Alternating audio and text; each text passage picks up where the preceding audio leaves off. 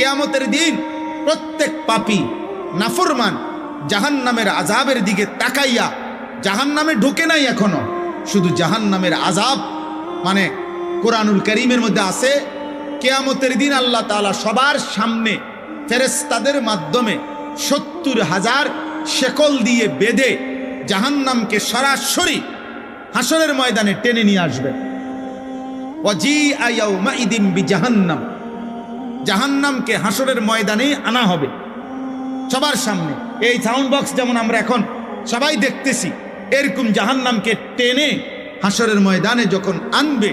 জাহান্নামের বিকট চিৎকার দিলে জাহান্নামের দিকে এক নজর তাকাইয়া আল্লাহর কসম আল্লাহ বলেন প্রত্যেক পাপী বলে চিৎকার দিয়ে বলবে, আয় মাওলা, আমার ছেলে মেয়েদেরকে জাহান্নামে দিয়ে দেন, আমারে বাঁচায় দেন, আমার স্ত্রীকে জাহান্নামে দিয়ে দেন, আমারে বাঁচিয়ে দেন।